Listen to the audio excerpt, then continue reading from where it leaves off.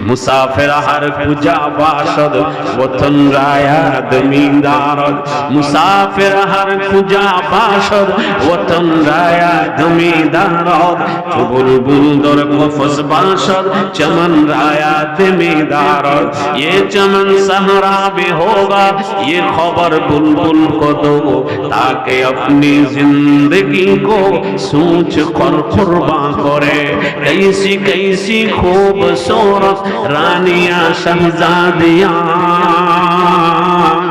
तन बदन सब गल गया है शक्ल सूरत क्या हुई ए दोस्तों সাজাইছো বাগান সাজাইছো বাগান একদিন সব সারখার হয়ে যাবে বাপ সাজাইছো বাড়ি একদিন বিলীন হয়ে যাবে আরে বুলবুলি কবি বলে বুলবুলি মনের সুখে বাগানে গান করো ও বুলবুলি মনের সুখে বাগানে গান করো বড় চিন্তা করি সময় কাটাও বড় চিন্তা করে না সরে এই বাগান থাকবে না একদিন থেকে খারখার হবে ঠিক না গো এ বাবাজিরা এজন্য চিন্তা করো পরজগতের জন্য এজন্য বাবা আফসোস করো পরজগতের জন্য দুনিয়াতে যদি অনুতপ্ত হও আখিরাতের জন্য তো আসমানের ফেরেশতা থেকে তোমার দাম বেড়ে যায় বনি ইসরাইলের যুবক অপরাধে লিপ্ত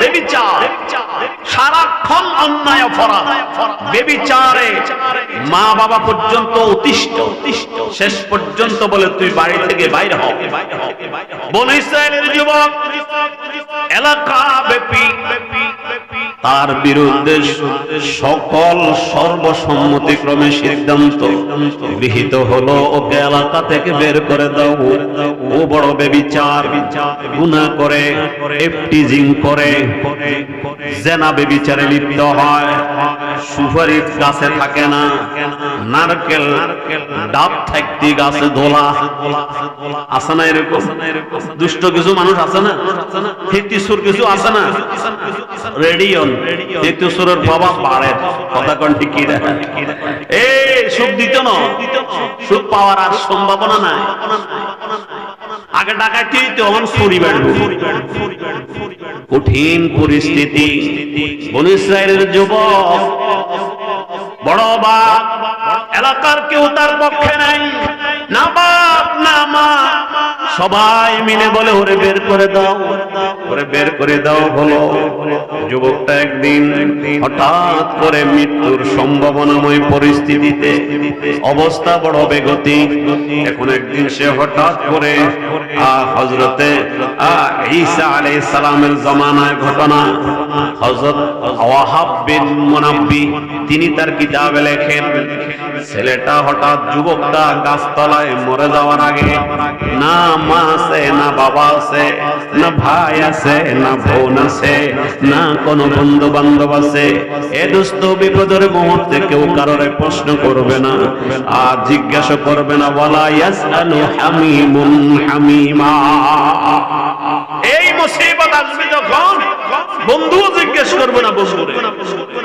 হায় হায় পরিস্থিতি বড় বেগতিক মৃত্যুর সম্ভাবনাময় মুহূর্তে হঠাৎ করে সে আসমানের দিকে মাথাটা উঠানোর পর হাত তুলে অনুতপ্ত হয় ভিতরে অনুশোচিত হয় অনুতপ্ত আসে আল্লাহ এখানে কেউ নাই না মা আছে না বাবা আছে না ভাই আছে না বন্ধু আছে না আপন জঙ্গল থেকেও আছে ও আল্লাহ যেখানে কেউ নাই ওখানে তুমি আছো আল্লাহ কে আছে ও আল্লাহ তোমার আল্লাহ তুমি আল্লাহ তুমি বলছো আনাল গফুরুর রহিম তুমি বলছো আমি গফুর আমি মাফ করনেওয়ালা আমি দয়াবান আমি ক্ষমাশীল ও আল্লাহ তোমার নামটাই আমার বড় পুঁজি আল্লাহ তুমি যদি আমারে ক্ষমা করে দাও ক্ষমা করে দিলে তোমার বড়ত্বর মধ্যে কমতি আসবে যদি এমন হয় আর তুমি যদি আমারে শাস্তি দাও তোমার বড়ত্ব আরো বেড়ে যায় যদি হয় তো আমারে ক্ষমা করিও না দেখছেন নি সাইবার মতন নিয়ম জানলে পায় না পায় কেমনে বলে ও আল্লাহ এখানে কেউ নাই কেউ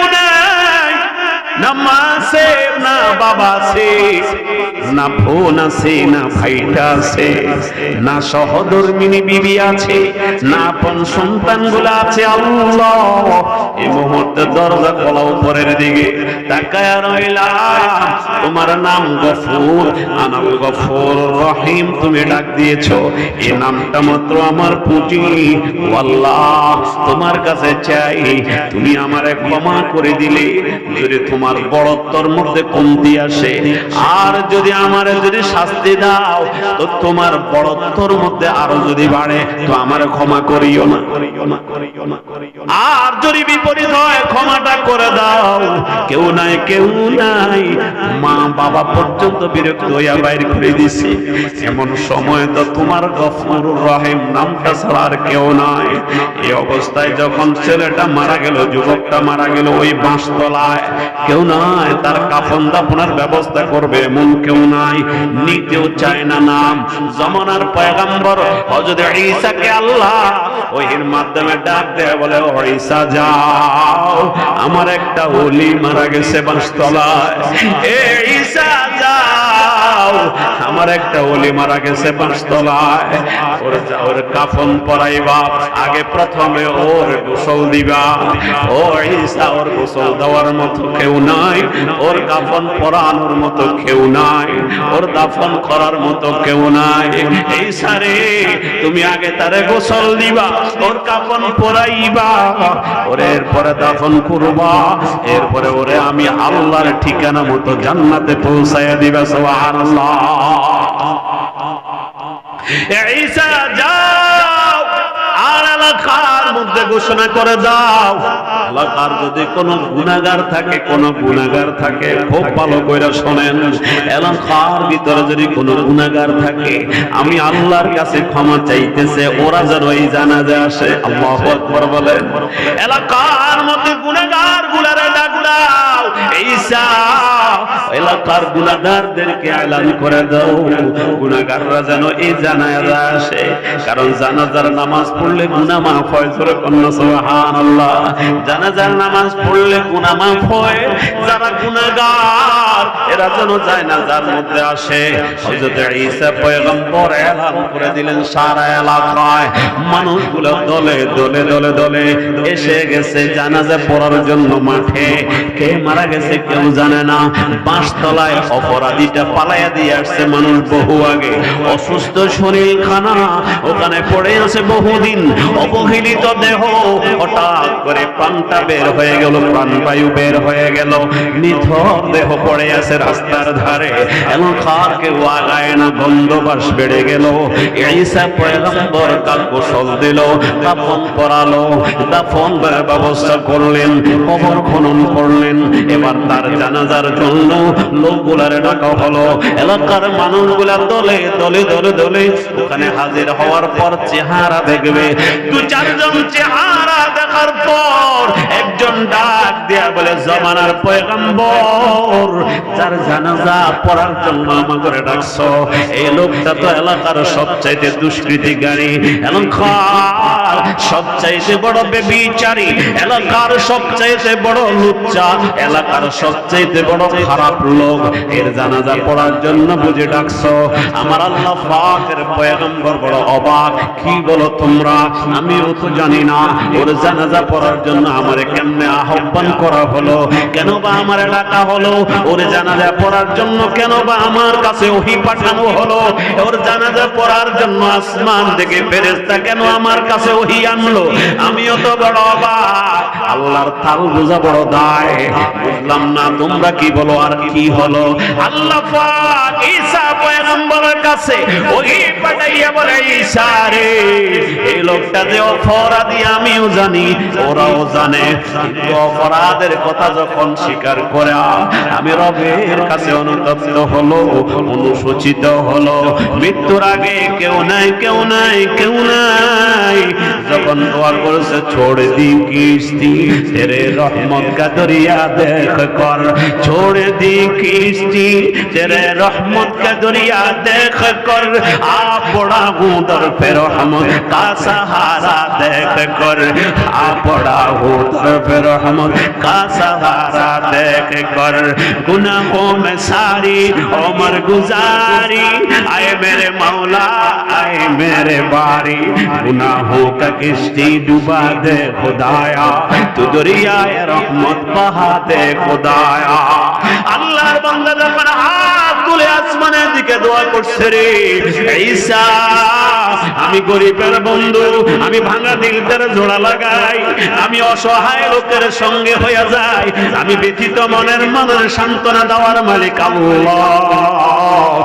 এজন্য আমি তার সঙ্গী হয়ে গেলাম, আমি তার সাথী হইয়া তোমার আহ্বান করি জানাজা পড়ানোর ব্যবস্থা করলাম। আল্লাহ তাবারকা ফাকাম হুলুবুন ওয়া কামরাহিলু ওয়া ইন্নামান নাসু ফি হিল্লিন ওয়া মুরতাহিলিন ওয়া ইউদাওিজুনাকা ফিল আকফানি মুনতাজিআ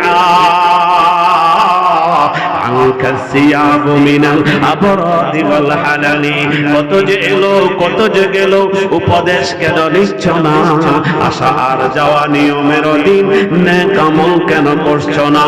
সুন্দর পোশাক শরীর হতে রাখবে রে খুলি, সুন্দর পোশাক শরীর হতে রাখবে রে খুলি, কাপড় পরিয়ে চিরবিদায় দিবে জানাজার বলি, সাথীবিহীন মাটির নিচে রাখবে রেখে, সাথীবিহীন মাটির নিচে রাখবে রেখে, বৃষ্টির আড়াল কবর তলে রাখবে রে ডেকে।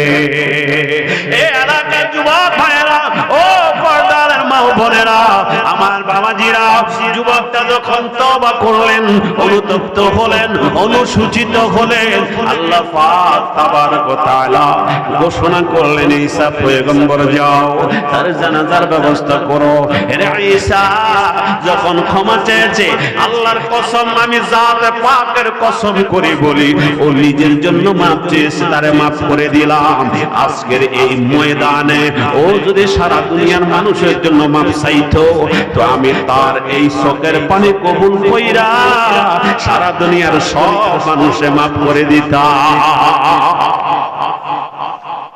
আমি আল্লাহ দয়াবান, আমি আল্লাহ মেহেরবান, ব্যথিত মনের সান্ত্বনা দিয়ে আমি আল্লাহ, ভাঙ্গা দিলটার জোড়া লাগাই আমি আল্লাহ। কেউ বিপদে পড়লে তার হয়াল দিও না, বরং বিপদে পড়লে তার সঙ্গী হইয়া সহযোগিতা করো। ওই লোকটা বিপদে পড়ছে, আল্লাহ ঈসা তোমার বন্ধু বানাইলাম, আর নানা প্রশ্ন কইরো না, আমার সিদ্ধান্ত আমি তারে ক্ষমা করে দিলাম, জানাজা পড়াইয়া দাও, আর আমি আল্লাহর সান্নিধ্যে তারে পৌঁছাও, সে জান্নাতে ঘোষণা করে দাও, সে জান্নাতি। কারণ আমি আল্লাহ একটু ভাঙা দিলটার পক্ষে, আমি ব্যথিত মন তারে সান্ত্বনা দেওয়ার মালিক আল্লাহ। এ বাবাজিরা, এ যুবক, দুনিয়ার জন্য অনুতপ্ত হইবা, অনুতপ্ত জায়গায় থাকা যাবে, পরজগতের জান্নাত দেখা অনুতপ্ত হবে, কাজ হবে না। অনুতপ্ত দুনিয়াতে হোক, পরজগতের জন্য। ছেলে যেমন অনুতপ্ত হয়েছে স্বর্ণের জন্য, কোনো লাভ নাই। মা অনুতপ্ত হয়েছে স্বর্ণের দলার জন্য, কোনো লাভ, কথা বলেন, কোনো লাভ। স্বর্ণ আর পাইছেনি, যেরকম স্বর্ণ পাইছেনি, টাকা পয়সা পাইছেনি। ছেলে কয় দোয়ার সে না দোয়াই তো ভালো ছিল, একে অনুতপ্তে সারা জিন্দগি শেষ। মা অনুতপ্ত শোনানোর সে না শোনানোই তো ভালো ছিল। তার মানে মাও স্বর্ণের জন্য পাগল, দুনিয়া দুনিয়া দুনিয়া। ডাক্তারও দুনিয়ার জন্য পাগল, আমি বাকি রাখার চেয়ে না রাখাই তো ভালো ছিল। তবে তিনজনের অনুতপ্ত দুনিয়ায়, পরজগতে ওই ইমানদাররা অনুতপ্ত হবে। আহারে, নেক আমল না করার চেয়ে করাটাই তো ভালো ছিল, নেক আমল না করার চেয়ে করাটাই তো ভালো ছিল। পরজগতে আফসোস করবে, ক্বালু লাম নাকু মিনাল মুসাল্লিন ওয়া লাম নাকু নুতঈমুল মিসকিন ওয়া কুন্না নাখুদু মাআল খায়দিন। ও আল্লাহ, আমার চলনে বলনে, উঠনে বসনে, খাওয়া দাওয়ায় লেনদেনে আমারে তো বিধান দিয়েছিলেন, আমি মানি নাই। ওয়া কুন্না নুকাযিবু বিয়াউমিদ্দিন, পরজগৎ যে মিথ্যা এ কথা বলে বেড়াইছিলাম। হুজুররা মিম্বরে কত বলেছিল, হুজুর বয়ানের শেষ বলতো ওয়া মা আলাইনা ইল্লাল বালাগ, আমার দায়িত্ব আমি পৌঁছাইলাম, আমল তুমি করলে লাভবান হইবা, না করলে আমার কোনো ক্ষতি, আমার কোনো ক্ষতি। হুজুররা বলে যায়, কিন্তু আপনি মিথ্যা বলে উড়াইয়া দেন। এ বাপ, মিথ্যা বলে উড়াইয়া দিলে প্লাস হবে। ওয়া কুল্লা নুকাযযিবু বিয়াউমিদ্দিন, জাহান্নামীরা সেই দিন বলবে, আল্লাহ আমরা মিথ্যা আরোপ করেছিলাম, না না মনে করেছিলাম কিছু নাই, কিছু নাই, পরজগতে কিছু নাই, এমন কথা বলে বলে উড়াইছিলাম। এ বাবারা, আফসোস করবে দুনিয়ার মানুষ, পরজগতে লাভ হবে না।